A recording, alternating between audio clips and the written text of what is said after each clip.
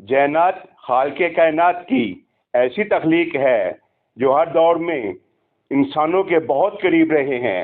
حضرت آدم علیہ السلام کی تخلیق سے 1.25 برس قبل پیدا کی جانے والی یہ مخلوق طویل عرصے تک اللہ تعالیٰ کی عبادت میں مشغول رہی، مگر شیطان کی نافرمانی اور تکبر کے بعد یہ مخلوق بھی 2 الگ الگ طبقات یعنی جنات اور بد شیاطین میں تقسیم ہو گئی۔ نیکی کی راہ اختیار کرنے والے جنات نہ صرف نماز، روزہ اور تراویحوں کا اہتمام کرتے ہیں بلکہ عمرہ و حج کی سعادت بھی حاصل کرتے ہیں۔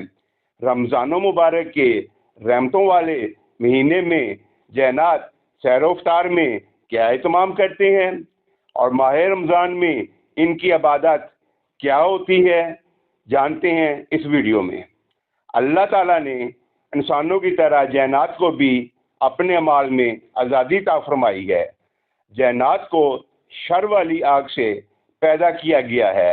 ان کا جسم آگ اور ہوا کے مرکب سے بنا ہوا ہے۔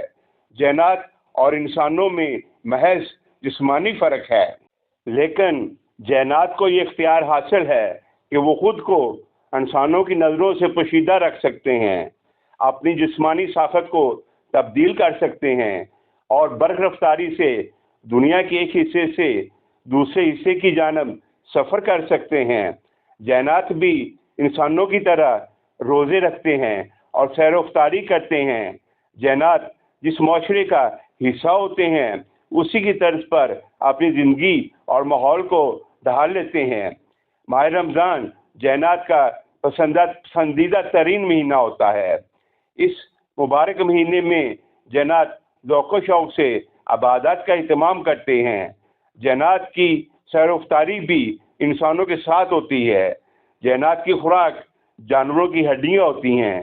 جنات کے روزوں کا حوال بھی مسلمانوں جیسا ہوتا ہے۔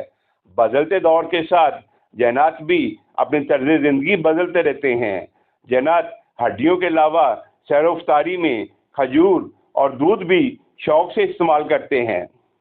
عمروں کے لحاظ سے جنات اور انسانوں میں بہت فرق ہے۔ جنات کی عمریں 500 برس سے لے کر 1500 برس تک ہوتی ہیں۔ جنات کا سب سے بڑا اجتماع مدینہ منورہ کے قریب ایک چٹیل میدان میں ہوتا ہے، جہاں پورا سال کروڑوں کی تعداد میں جنات موجود ہوتے ہیں۔ رمضان مبارک میں یہ جنات اپنے علاقوں کو لوٹ جاتے ہیں۔ جس طرح انسانوں کے بچوں کو روزہ رکھوایا جاتا ہے، اسی طرح جنات بھی اپنے بچوں کو روزہ رکھواتے ہیں اور ان کی روزہ کشائی کی رسم بھی ادا کی جاتی ہے۔ ان میں روزہ کشائی کی رسم کے علاوہ حج، عمرہ اور اعتکاف میں بیٹھنے کی مبارکباد دینا بھی شامل ہوتی ہے۔ مسلمان جنات نہ صرف پاک گھروں میں پائے جاتے ہیں بلکہ مساجد، مدارس اور دینی جامعات میں بھی جنات انسانی روح میں حصول علم کے لیے آتے ہیں۔ جنات کی ایک بہت بڑی تعداد حافظ قرآن اور عالم دین بھی ہوتی ہے۔ ماہ رمضان میں جنات کی مصروفیات صرف عبادت ہو جاتی ہے۔